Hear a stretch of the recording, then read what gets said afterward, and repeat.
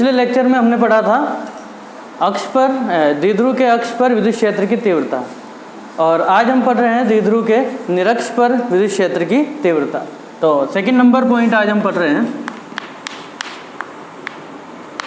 निरक्ष पर तीव्रता। निरक्ष पर विद्युत क्षेत्र की तीव्रता। तो माना कि निर्वात में एक द्विध्रुव पड़ा है, द्विध्रुव ए बी, निर्वात में एक द्विध्रुव ए बी रखा है जिसके ए बिंदु पर माइनस क्यू चार्ज और बी बिंदु पर प्लस क्यू चार्ज है। बीच की डिस्टेंस हमारे पास में है 2a। बीच में इसके द्विध्रुव के बीच में एक उदासीन बिंदु है, ठीक है। इस उदासीन बिंदु से हम दूरी को डिवाइड कर देते हैं तो हमारे पास में a और a डिस्टेंस बचती है। ओके, तो उदासीन बिंदु से r दूरी पर निरक्ष पर, उदासीन बिंदु से r दूरी पर निरक्ष पर कोई p बिंदु उपस्थित है जहां विद्युत क्षेत्र की तीव्रता ज्ञात करनी है, ठीक है। तो इस p बिंदु पर विद्युत क्षेत्र की तीव्रता प्लस क्यू चार्ज के लिए यहाँ से डायरेक्शन शो करेंगे हम इस तरीके से। क्यों? क्योंकि हम जब किसी बिंदु पर विद्युत क्षेत्र की तीव्रता ज्ञात करने की सोचते हैं तो हम ये मान लेते हैं कि जो बिंदु है वहाँ पर एक टेस्ट चार्ज यानी कि परीक्षण आवेश रखा है। तो हम ये मान रहे हैं कि यहाँ पर एक परीक्षण आवेश है जिसकी प्रकृति धनावेशित होती है, तो ये धनावेश उसको धक्का देगा, तो इसकी डायरेक्शन हम यहाँ से दूर यानी कि E1 डायरेक्शन इस तरीके से मानेंगे और यूनिट वेक्टर इसका मान लेंगे R1। आगे चलते हैं।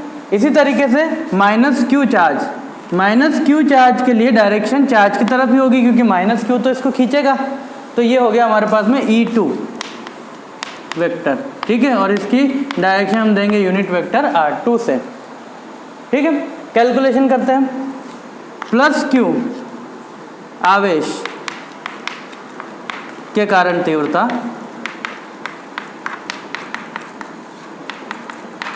प्लस क्यू आवेश के कारण तीव्रता देखिए कितनी होती है। तो E1 vector is equal to K Q upon R square, R यानी कि डिस्टेंस, ये वाली आर नहीं लेनी है अब, है ना। ये तो यहाँ से लेके यहाँ तक की दूरी है, उदासीन बिंदु से पी तक की दूरी है। हमें जो डिस्टेंस लेनी है वो आवेश से लेनी है, तो बी पी स्क्वायर, ठीक है। यहाँ पर एकांक सदिश R1 किधर है? बी से पी की ओर।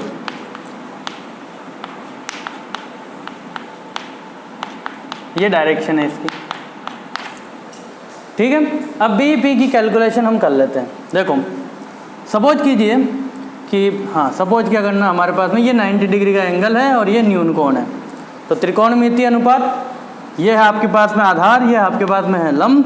तो बी पी आपके पास में कर्ण है, तो बी पी का स्क्वायर इज इक्वल टू आपके पास में होगा R square plus A square, as well as मतलब ऐसा ही आपके पास में ये डिस्टेंस भी आएगी ए पी, तो हम इसको ए पी स्क्वायर भी लिख सकते हैं, ठीक है। क्योंकि तो अब आपके पास में E1 क्या हो गया? E1 आपके पास में हो गया के Q upon R square plus A square, ठीक है। ये है इक्वेशन फर्स्ट। यूनिट वेक्टर आपको मैंने बता दिया किस तरफ है, बस यहाँ पे अब R1 लगा दो। इसी प्रकार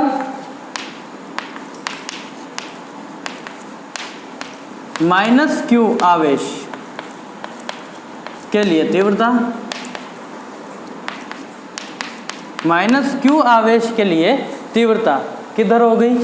देखो E2 vector is equal to K Q upon R square plus A square और unit vector R2। Equation second. Equation 1 और 2 देखो फॉर्मूला बराबर है, तो समीकरण 1 व 2 से E1 is equal to E2 is equal to E, इनको हमने मान लिया E के बराबर, ठीक है। इनको मान लिया हमने ई के बराबर, डायरेक्शन नहीं देना क्योंकि डायरेक्शन इसकी अपोजिट भिन्न भिन्न है, ठीक है, इसलिए डायरेक्शन हटा देना इसकी, केवल आप परिमाण की बात कर रहे हैं, इनका परिमाण समान है, ठीक है, अर्थात परिमाण समान परंतु दिशाएं भिन्न भिन्न।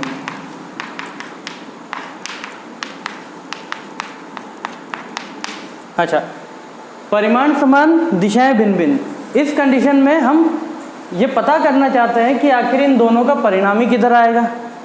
इनका दोनों का परिणामी जिस तरफ आएगा उधर ही हमारे पास में क्या बनेगी, डायरेक्शन इस विद्युत क्षेत्र की बनेगी द्विध्रुव के कारण, ठीक है। तो हम क्या कर रहे हैं, इनके घटक लेंगे।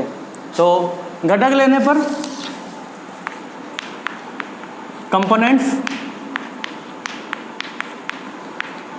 आइए घटक लेते हैं, 11th क्लास में हमने पढ़ा है।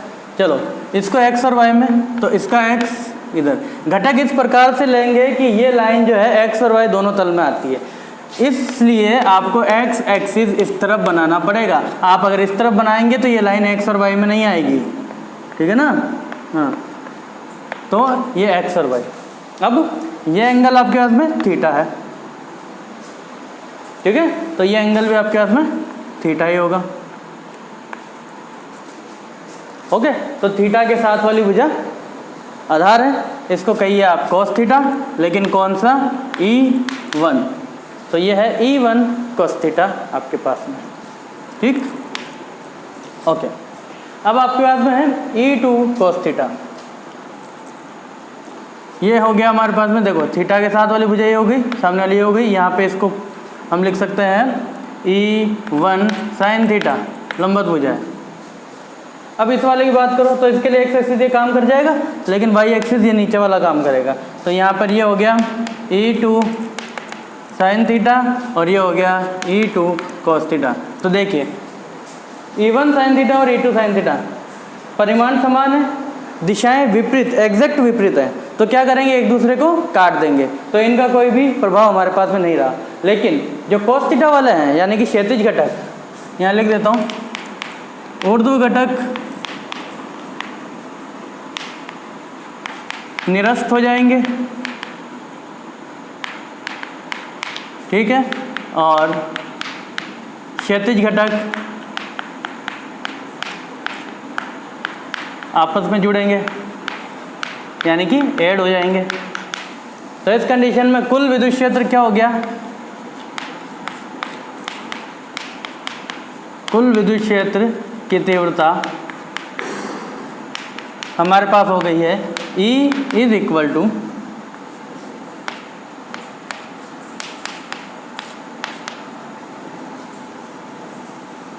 E1 cos theta plus E2 cos theta, ठीक है। अब जो इन दोनों का जो परिणामी आया है, इसकी डायरेक्शन को हम r से डिनोट कर रहे हैं, ठीक है, तो r यूनिट वेक्टर से हम इसको डिनोट करेंगे, तो हम इसको लिख देते हैं r यूनिट वेक्टर। आगे हमारे पास में क्योंकि E1 E2 दोनों सेम हैं, तो हम इसको E के बराबर रख सकते हैं, इसको नेट लिख दीजिए En, तो हमारे पास में En ये हो गया 2E cos थीटा, E दोनों बराबर ही होंगे, तो 2E cos थीटा, दोनों एक जैसे पद हैं इसलिए।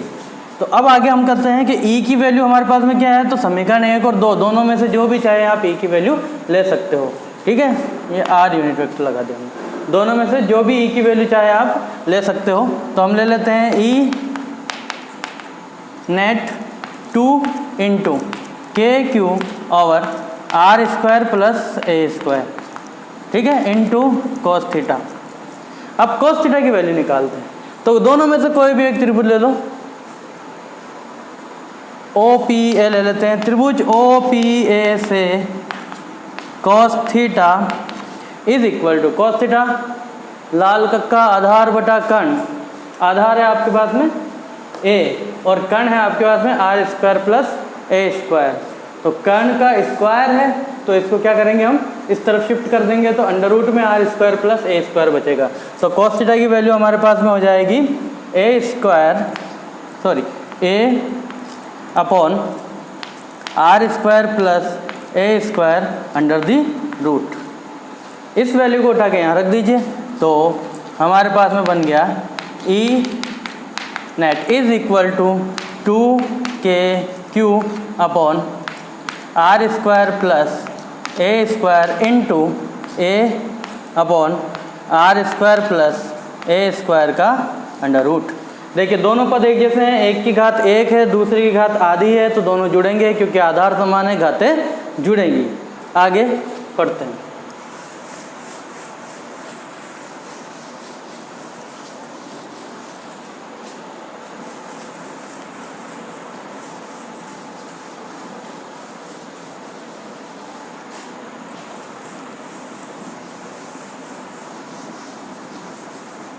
आधार समान घातें जुड़ेंगी तो 3/2 हो जाएगी। 1 + 1/2 इज इक्वल टू 3/2। तो हम इसको यूँ लिखेंगे कि यहाँ यूनिट वेक्टर लगा था। तो हमारे पास में हो गया E net vector is equal to 2k/q upon R square plus A square की पावर 3/2 और यहाँ पर हमारे पास में a और आ गया। देखो अब q.2 है, ये तो बन जाएगा p, ठीक है। यहाँ q.2a इज इक्वल टू होता है p, इसलिए e वेक्टर हमारे पास में हो जाएगा kp upon R square plus A square की पावर 3/2। अब हमने बताया कि आर स्क्वायर जो है वो ग्रेटर देन ए स्क्वायर से है, तो आप ए स्क्वायर को क्या मान लेंगे, ऑलमोस्ट 0। तो हमारे पास में नेट आ जाएगा is equal to kp upon R square 3/2, ठीक है। यूनिट वेक्टर चल रहा है इनके साथ में 3/2, 2 से 2 कैंसिल क्योंकि घातें इंटू होगी। अगर कोष्टक के बाहर घात है, अंदर वाली घात से इंटू हो जाएगी, तो 2 से 2 कैंसिल, बचेगा केवल क्यूब। तो हमारे पास में हो गया E N vector is equal to kp upon R cube R unit vector, ठीक है। अगर मैं इसका परिमाण बताऊं तो परिमाण हमारे पास में हो जाएगा, यानी कि मैग्नीट्यूड हमारे पास में होगा E net is equal to, unit vector हटा दीजिए इसका, kp अपॉन आर क्यूब। अब नोट देखिए, अक्ष पर विद्युत क्षेत्र हम माने तो ई अक्ष is equal to 2kp upon R cube. निरक्ष पर माने तो निरक्ष पर हमारे पास में ई निरक्ष is equal to kp upon R cube. क्या मैं ये लिख सकता हूँ कि ई अक्ष इज इक्वल टू 2e निरक्ष, मतलब ये कि अक्ष पर विद्युत क्षेत्र की तीव्रता निरक्ष की दोगुनी होती है। अक्ष पर विद्युत क्षेत्र की तीव्रता निरक्ष की दोगुनी होती है, ठीक है। ये हमारे पास में निरक्ष पर विद्युत क्षेत्र की तीव्रता का फॉर्मूला आ गया है, यहाँ से कैलकुलेशन की जा सकती है। नेक्स्ट हमारे पास में है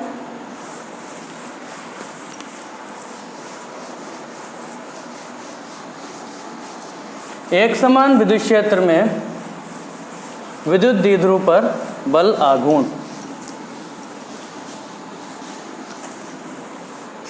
एक समान विद्युत क्षेत्र में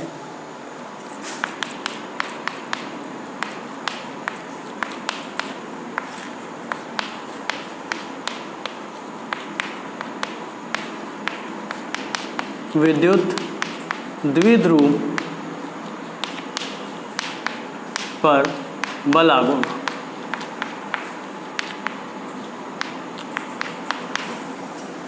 ये टॉपिक इम्पोर्टेंट है क्योंकि जब आपको विभव समझाया जाएगा तब इसके बारे में थोड़ा सा नॉलेज यहीं पे होनी जरूरी है, ठीक है ना।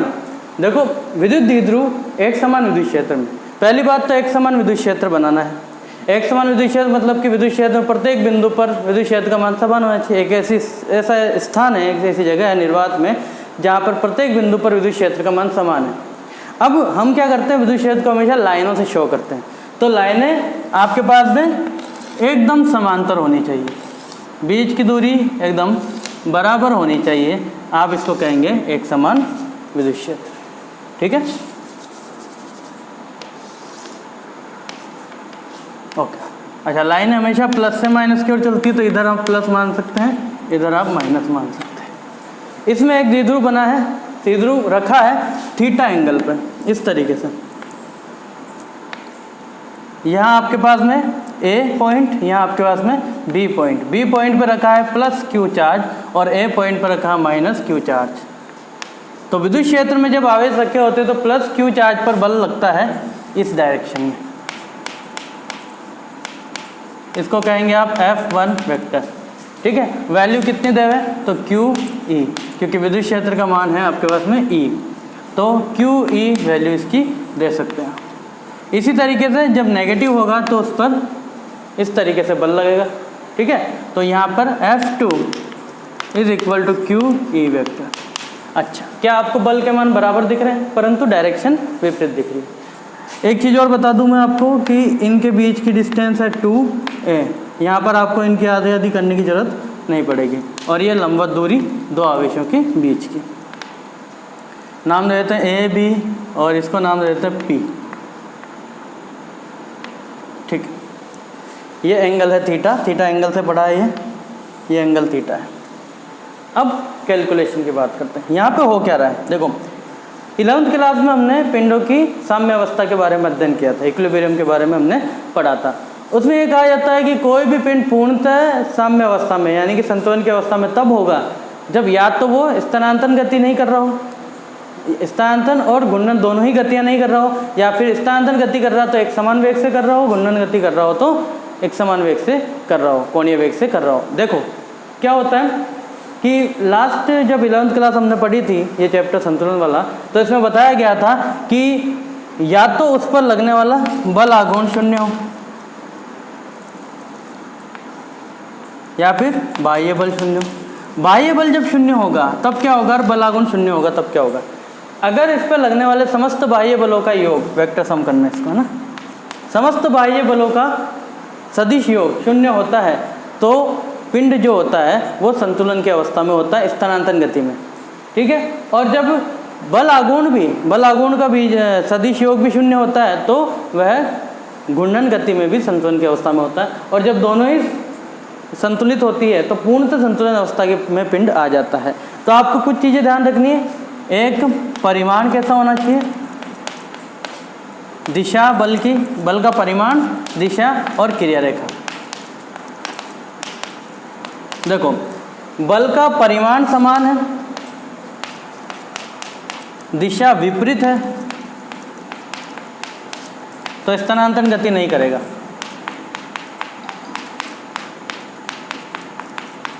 नहीं करेगा। ठीक है, क्रिया रेखा अगर भिन्न भिन्न है, क्रिया रेखा में दो चीजें बनती है, क्रिया रेखा अगर भिन्न भिन्न है तो घूर्णन गति करेगा,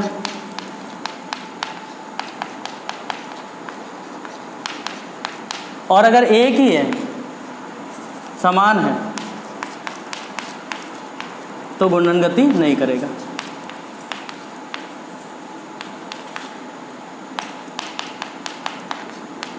नहीं करेगा। ठीक है, देखो पहली चीज परिणाम दिशा। पहले आप ये देखिए स्थानांतरण गति कर रहा है नहीं कर रहा, इसमें तो हमको देख के लगता है कि बलों का योग 0 होगा। तो कुल बाह्य बल F1 plus F2 is equal to 0, स्थानांतरण गति नहीं करेगा। ठीक है, घूर्णन गति में आते हैं, क्रिया रेखा देखते हैं। इस बल की क्रिया रेखा ये है, ठीक है, इस लाइन पे, और इस बल की क्रिया रेखा ये है। दोनों क्रिया रेखा अलग अलग है, इसका मतलब है ये घूर्णन गति करेगा। ये चीज़ याद रखना जो मैंने बताया। ठीक है, बेसिक है, कंप्लीट होना चाहिए आपका।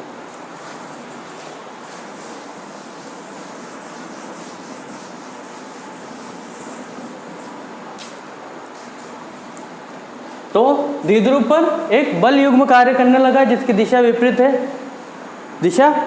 है, परिमाण समान है और क्रिया रेखा भिन्न भिन्न है।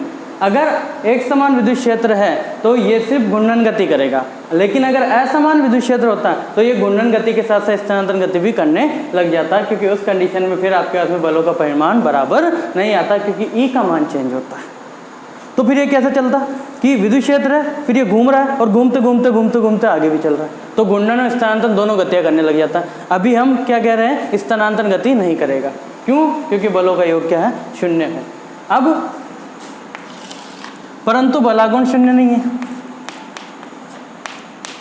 परंतु क्रिया रेखा भिन्न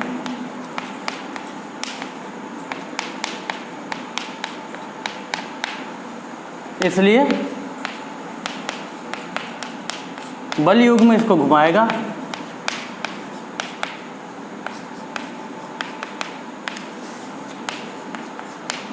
अब बल युग में इसे घुमा रहा है, इसकी कैलकुलेशन आपको करनी।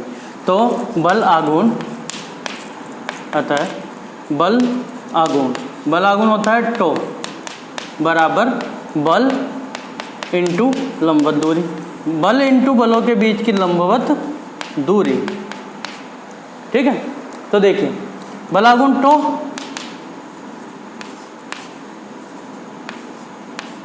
बल इंटू बलों के बीच की, बल कितना है, F, दोनों में से कोई बल ले लो क्योंकि दोनों बराबर ही है।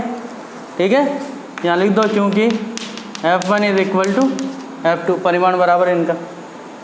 तो F इंटू लंबवत दूरी कितनी माने, तो लंबवत दूरी B से P मान लो, तो BP।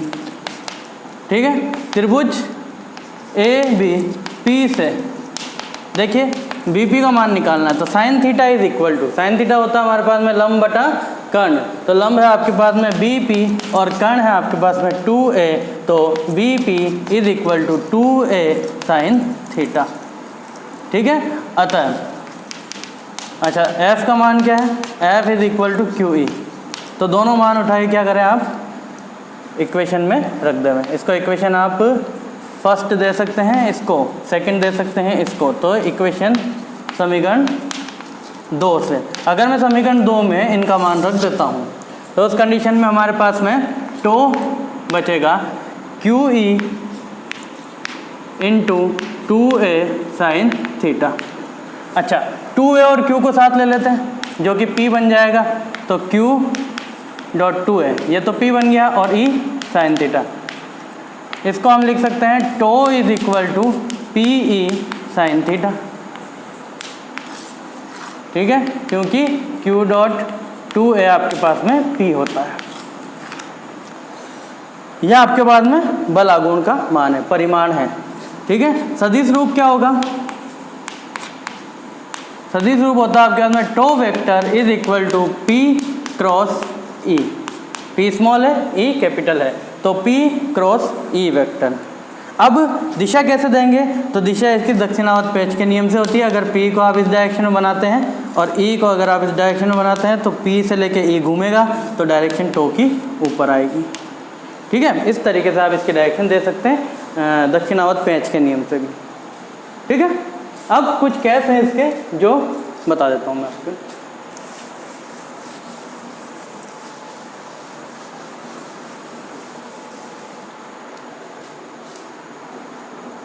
देखिए केस फर्स्ट, भाई थीटा है तो थीटा के लिए केस लगे। इफ यदि थीटा आपके पास में 0 डिग्री है, समांतर और प्रति समांतर दो चीज़ें होती है। समांतर का मतलब 0 डिग्री, प्रति समांतर 180 डिग्री।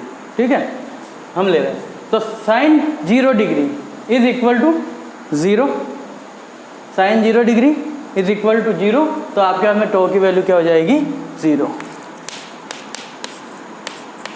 उस कंडीशन में टो आपके पास में वैल्यू में नहीं होगा। आप देखिए इसको समझते हैं, यह E विद्युत क्षेत्र, तो आपके पास में विद्युत द्विध्रुव पड़ा कैसे है, विद्युत द्विध्रुव की दिशा E की दिशा में है ना। तो ये कह रहा है कि अर्थात P व E एक ही दिशा में है।